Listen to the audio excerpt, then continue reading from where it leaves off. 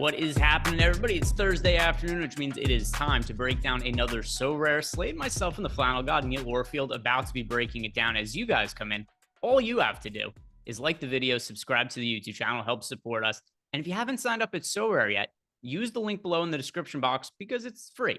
And it lets them know that we are the ones who sent you there. There's no catch. Just sign up for free using the link below. And you can draft a starting baseball team. And we've got projections that are free over at stokastic.com. I'm actually going to drop these into the YouTube chat right now. And the way that these work is it's not projections that are going to change on a day-to-day basis, but it does give you a baseline projection on how many fantasy points we're expecting each player to score on a day-to-day basis. So see somebody in a good matchup for the upcoming time frame, could make sense if they project pretty well as their baseline for us here. And then also it's going to help you with just trying to find which players you want to invest in potentially for the future, because your So Rare cards are not just good for one day. They're not just good for one slate. They're good for the entirety of the year and forever until eternity. So any players you buy now, you are going to get them for the remainder of their career. So and of your life too, because if you die before the players do, you know, that introduces another element to it.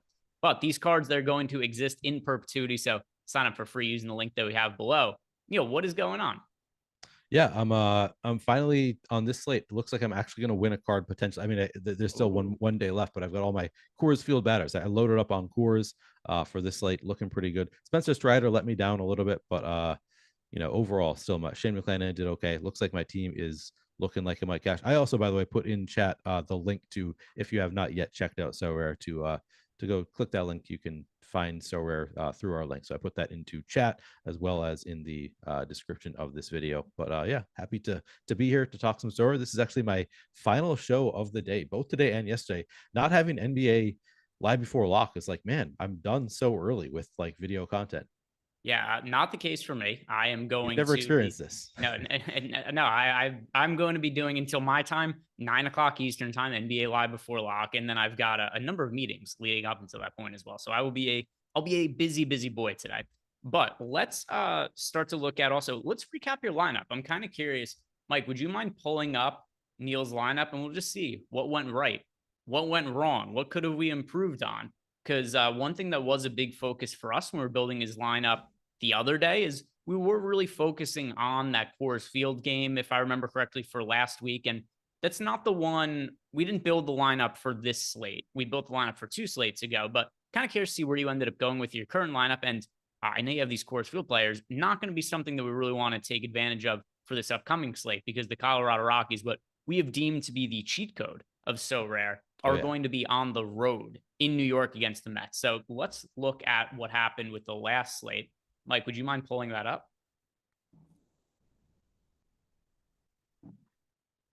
Mike seems to be having technical difficulties. That's what I'm gathering from his facial expressions. Oh no, he got it. There we go. He got it. Now he was just pensive, deep in thought. It was very pensive. Very pensive. So let's look at your limited pro lineup. There's something else also that's a little annoying, I know, from your standpoint in your lineups, is Jacob deGrom getting hurt for the millionth time. The guy has become the Anthony Davis of baseball, where you get these times where deGrom's in a great spot. He's going to be super popular for DFS purposes or really popular in So Rare contests. What ends up happening? He gets hurt like after 3 no-hit innings. Seems to be kind of like a common trend for him. Just brutal. Yeah, that was not fun. And here, I mean, Strider let me down a little bit. I don't know what happened with his game exactly, but you're definitely expecting more than 22 fantasy points out of Strider. So a little bit of a disappointment there. But, in general, the lineup looking okay. The Dodgers bats did their part.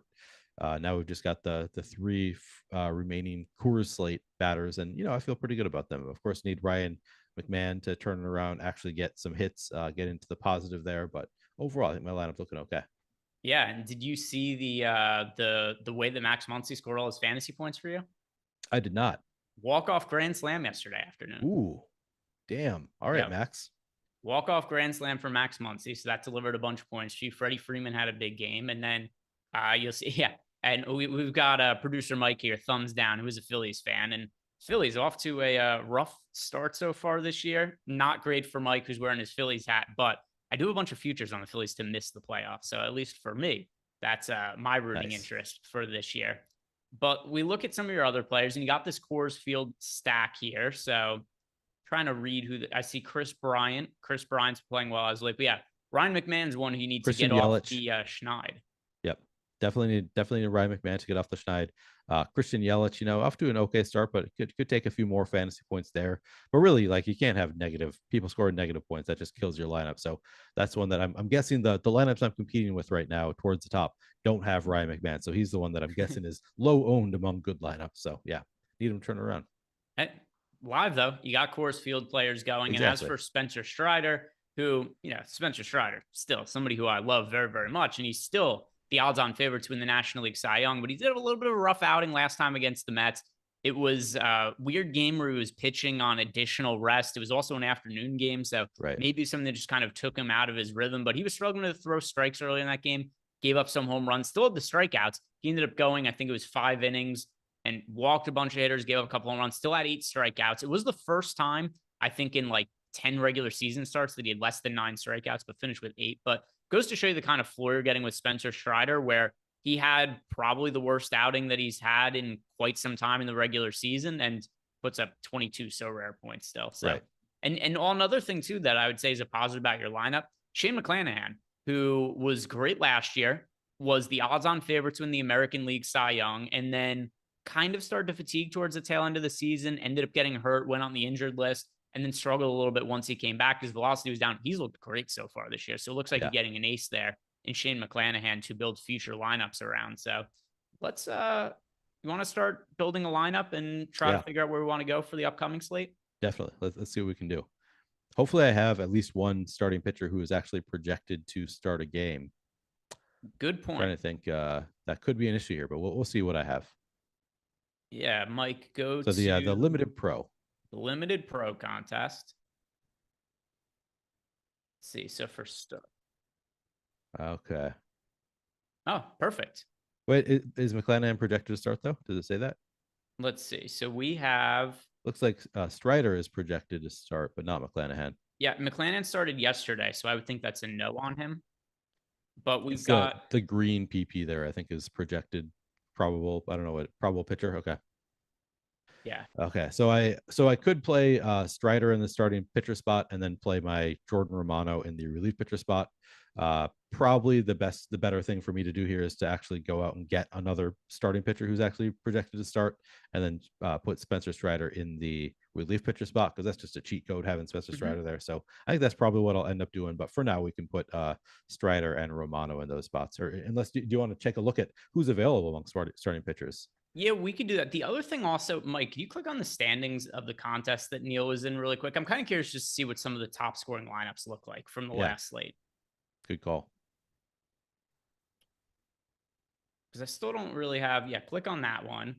Hey, look, it looks like, is that somebody who rostered Spencer Strider as a reliever there in first place? So I see a mustache. Looks like it. Does it let you click on the lineup to make it bigger? Yeah. All right. So Brave stack. Yeah, McClanahan. It's funny, you're not that far off, actually. The pitching combination is the exact same. And then look, somebody just went with a full 5-man Brave stack here.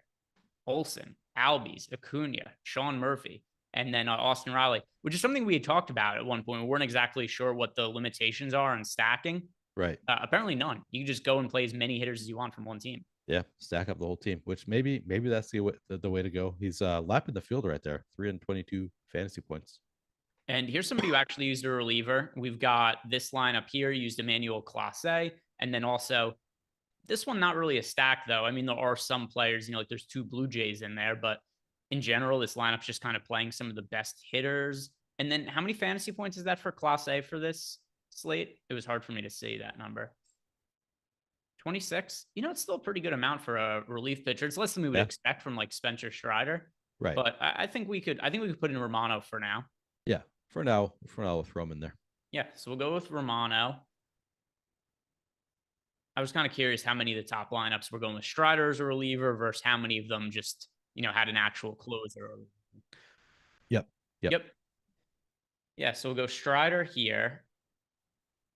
And he's pitching against the Orioles, if I'm not mistaken. All right, so we got Strider making a start against the Orioles. Plug in Romano. By the way, something else that's going to be nice about Romano is, if I'm not mistaken, They are going up against the Pirates for the upcoming Okay. series. So, certainly a spot. Well, I know that the Pirates have been much better than expected this year, but still, you would think that it would be a spot where the Blue Jays would be expected to win these games. And then you're getting somebody in Romano, who's live for things like saves and holds and all of that, which gives us additional fantasy points on So Rare. So whenever you could get somebody who's a relief pitcher and their team is expected to win, it's probably a better scenario for them for fantasy Right. scoring. And not So not a bad thing if the Pirates keep it close enough that he can get some saves. true. True, as long as the game is relatively close. And was those games, is it in Pittsburgh? I mean, is it in Pittsburgh or are they home or on the road? Let's say Good question. at Pittsburgh. Okay. Yeah, I was just kind of curious. Just kind of curious on that. So let's look at some of the corner infield spots. So corner infield, this could be a first base, third base, or DH is also considered a corner infielder. Okay. I'm looking at the games here and trying to think like who have the best hitters parks. I don't think I have any rain or any Angels bats. We do have Rangers at Angels, kind of interesting. Um, I mean, Red Sox at Phillies. yeah, you've got, Freddie Freeman and Max Muncy seems like a really solid combination, especially Yeah. because Muncy has just been so good so far this year. So Max Muncy, pulling up his numbers, he's either leading the league in baseball or is close to it off the top of my head. I think the home run, the grand slam he hit yesterday solidified his lead in the home run department. Let's see. Batting leaders this year, I'm pretty sure that Max Muncy leads all of baseball. It's loading on my computer a little slow right now. But either way, just the kind of fantasy upside that we'd come to expect from Max Muncy in previous years. He had a little bit of a down year last year, but it seems like he's bouncing back in a pretty big way this season. Max Muncy, yeah, leads all of baseball because of his home run yesterday. They put him at 12. And behind him, Pete Alonso is at 11. So we got Max Muncy, 12 homers, a 171 WRC plus so far this year. I feel pretty good about having Max Muncy and Freddie Freeman both in there. A little bit of correlation. Yep. Yeah, I mean, if I can, like stacking, definitely something I want to do if I can. If it like definitely a tiebreaker at the very least. Yeah, we've got so down year, like I said, for Max Muncy last year, is looking at his career stats. He had a 106 WRC plus, but he was at 139 the year before and 171 this year. And another thing too that's kind of nice, I don't know if you felt this way about baseball relative to basketball, Neil, is you're not going to have these scenarios where it's like, oh no, John Moran is out. Like you need to have Tyus Jones. Right. For baseball, like if you got good hitters from good teams, you're kind of going to find that you could play those same guys pretty much every slate. Yeah, exactly. You don't need to have all the best plays like week to week. Like there's enough volatility that you don't need to like every week target specific players who are going to be like great values like you do in basketball. So yeah, I think I said this last week. My approach going forward, I think I probably need at least one more ace, but I think just having like a handful of aces at most, like 5 is probably more than you even need of aces. I think that's the better place to spend money here, and then to rotate through bats based on where they're playing. So like rather than loading up on Trout and Otani, I mean obviously that could work too, but like spending more money, if you're working within a budget, spending more money on aces and then rotating through cheaper bats, I think is kind of going to be my approach. Yeah, no, that makes sense to me. I don't see any issue with that at all. And then, yeah, you just go and get some Coors Field bats as well. Maybe they're Yeah, cheaper when they're on the road, and then you don't play them for a slate. They come back at Coors Field, and then you load up on them because they're going to be exactly. projected to score a million runs every day once they're at Coors Field. Yep, No matter exactly. how shitty the hitters are, they are going to be In Coors projected to Field. do really well at Coors Field. Yeah. All right, couple more spots to fill here. Got some So we can outfield continue spots. the stack here with movie bets. Oh, true. Put Mookie in. I mean, I don't love that it's in San Diego. Like that's the one thing that is a knock on this lineup. But Let's see who are the expected starting pitchers. Pulling this up right now. So upcoming series, and we're looking Friday, Saturday, Sunday. So Joe Musgrove pitching tomorrow for the Padres.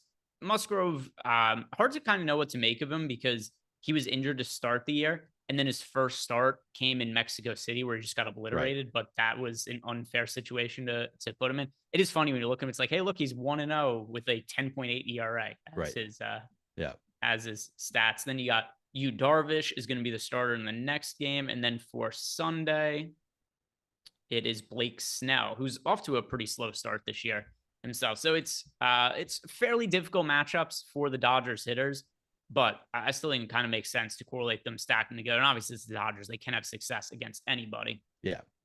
Yeah, I'm good with the lineup. Final two spots. Do you want to put James Outman in there as well? Then might as well, as long as we got the full stack going. Yeah, Outman, just get extra correlation. Do you have any other Dodgers? If I don't not, know. Let's take a look, Mike.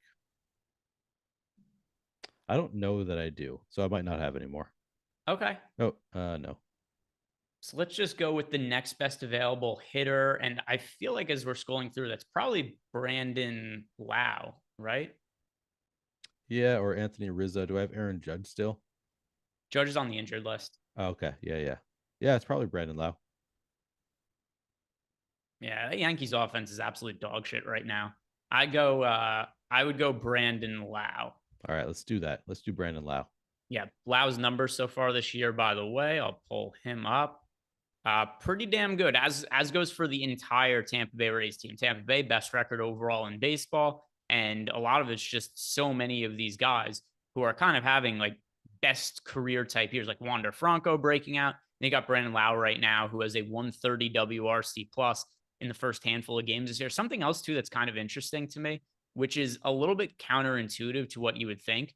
A left-handed hitter in Brandon Lau, who used to get shifted against pretty aggressively, has a career worst BABIP this year of 259. I would assume, obviously he's still having a really good year overall with 130 WRC plus, but that BABIP, I have to assume, is going to get better. It's a guy, he has 297 BABIP for his career. Teams can't shift against him as hard. That's going to get better. Let's see what some of his contact numbers look like. Also, his hard hit rate, career best. Barrel rate, career best. So for his career, Brandon Lau, 43.5% hard hit rate. This year, 52.5%. He's barreling balls up 19.7% of the time this year. That is a career best relative to 13.9%. There's nothing here that says to me he should have a career worst BABIP. Everything, in fact, indicates he should have a career best BABIP. So I think that's going to be something better for him in the near future as well. So let's get him. Yeah, let's get him in there. Let's and then maybe can we take a look at who are the starting pitchers that maybe we would want to have over this weekend, since we've got a little bit more time? Like, who could I sneak in there and put in the starting spot and then move Spencer Strider over to relief pitcher? At least worth considering. Yeah. So sure. Yeah, you can submit it. I can always edit it after we. All right. So I'm looking. I'm going to look. So here's kind of an interesting way to do it. I'm looking at all the games played on Friday right now, Neil. Why don't you look at Saturday as I'm looking through Friday, and we'll both kind of say, like, all right, who we think are the pitchers that are in the best spots, and then we'll look up some of their prices. So we've got, at least for fantasy upside, one thing I'm seeing for Friday slate, Hunter Green is pitching against the White Sox. That would be a potential option, Hunter Green against the White Sox. Senga's an interesting one, because Senga's been so inconsistent this year, but he is at home against the Rockies tomorrow. I'm kind of curious if he's somebody who has some fairly low prices. Mike, can you look up Senga? Senga.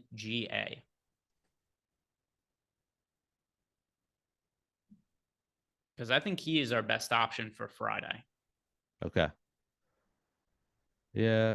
Sonny Gray is facing the Guardians, so I don't love the spot there. Yeah, tough team to strike out. How do you feel about Nick Lodolo? He's facing the White Sox, so it's kind of interesting. Yeah, well, also one of those guys, also a lot of fantasy upside. Right. They only get 2 strikeouts, or 2 points per strikeout. Yeah. Here. What's the same as DraftKings? Oh, is that right? Yeah. Okay. Yeah, you are right. So, all right, Senga. So there's Senga. Now let's look up Hunter Green, because Hunter Green also is going to be starting for the Reds against the White Sox. So I'm kind of curious, what is the price point on Hunter Green? Sorry, what was that? Hunter Green's cheaper than Lodolo? Okay. And then what about Lodolo? And here's another way to do this too. We can look at the baseline in our projections, because it's the same matchup. Click on the top left, Mike. Click manager sales and then click Lodolo, and then search Lodolo. So our baseline for Lodolo is 24.93 fantasy points per start.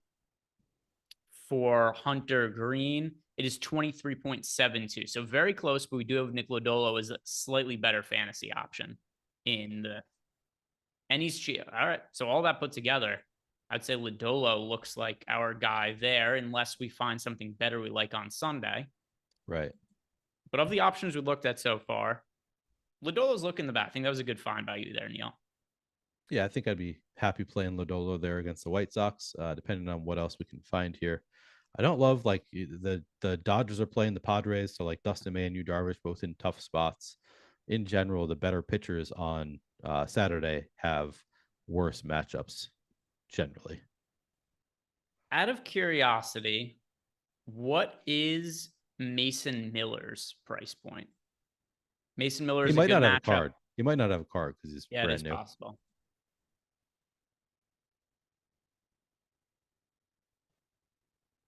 Okay. Yeah, I was gonna say that's not okay. So yeah, no Mason Miller. I was kind of curious to see where he was priced as a well-regarded prospect, but not an option. I assume it's gonna be the same with Bryce Miller. Yeah, the Yeah. pitchers on Sunday are not all that great. I think of everything we looked at, Nick Lodolo is probably the guy to go to there. Yeah, not the strongest pitching slate overall, Mm-mm. but I mean Lodolo relatively inexpensive. I'm happy to make a purchase of Lodolo. Okay, so we'll go with Lodolo there, and yeah, let's exit out of this now. And I think this was a pretty fun exercise just looking through this. And a few minutes left to go here. If anybody has questions for us, throw them into the YouTube channel. And then also, if you haven't done it yet, like the video, subscribe to the YouTube channel. I want to look back at the leaderboard for the slate we just went through. I want to Yeah. go because we looked at the couple top lineups. I just want to see more. How often are people stacking? Are people using Strider as the reliever? Are they using a reliever as a reliever? I know that Strider, for all intents and purposes for this, he has eligibility as a reliever, but I'm wondering how often people are going to, a high end relief pitcher or a closer, stuff like that. So we looked at the couple top lineups. Just click on like randomly a couple of the ones around here, Mike, because there's only a couple fantasy points separating them. It's not going to be that big of a difference. Oh wow. Yes, this guy went with Matt Strom, David Robertson, and so how many fantasy points did Robertson put up there? 30. There's some pretty good outings for some of these relievers. And then also it looks like he a little bit of a stack here. He went with Ronald Acuna and Rafael. Yeah, so he went with Acuna and Albies, and then he has a mini Red Sox stack with Verdugo and Devers. Okay, interesting. Click on another one. I'm also curious how many people in the flex spot use a pitcher versus batter. On the final spot, you can play whoever you want. Yeah, it looks mostly hitters, which would make sense to me. Pitchers, I feel, are a lot safer. Hitters have more ceiling. Yeah, that's probably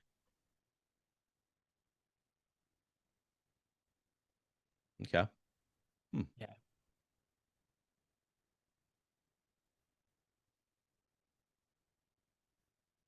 Well, this guy was loading up on the relievers, the starting pitchers there. That guy went with Strider's reliever. I saw Gallen as a starter, and then he had, like you said, it was Urias as the flex / utility option there. Yeah, this one right here.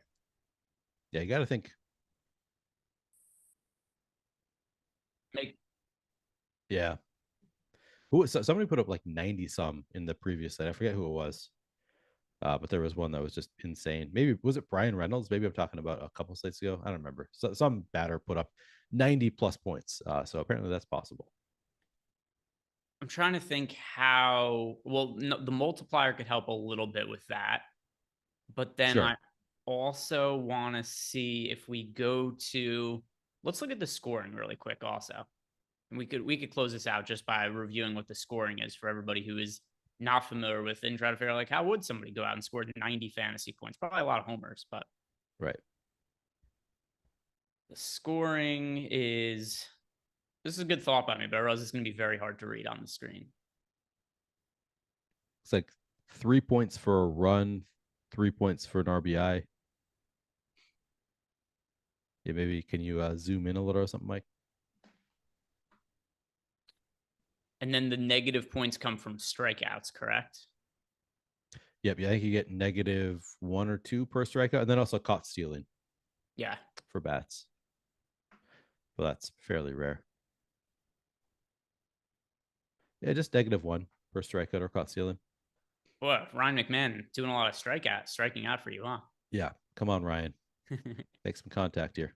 Yeah. So you see for pitchers, so you're getting 1 point for each out. They get 2 points for a strikeout, -0.5 for a hit there, -2 for an earned run, -1 for a walk, -1 for a hit batsman, getting 5 for a win, 5 for a relief appearance. And there were points for saves and holds too. Yeah. 10 points for a save, 5 points for a hold. So if you get a high leverage reliever who's in a beneficial spot like Romano, who, at least in games that we would be expecting the Blue Jays to win more often than not against the Pirates, you hope at least, a couple of those games you get a high leverage relief appearance and could score some fantasy points that way. Yeah, absolutely. But that is going to do it for us today. If you guys have not done yet, do us a favor, like the video, subscribe to the YouTube channel. If you haven't checked out Sorare yet, sign up using the link that we have below because it's totally free. And it lets them know that we are the ones who sent you over to Sorare. So totally free. Sign up using that link below. Other than that, guys, check out all the rest of the content we have on the YouTube channel today. NBA Live Before Lock is going to be late tonight because there's only one NBA game and it is a later game. So 8 to 9 Eastern time. That is going to be on tonight. Check that out. Good luck, guys. We'll be back to cover another Sorare slate next week.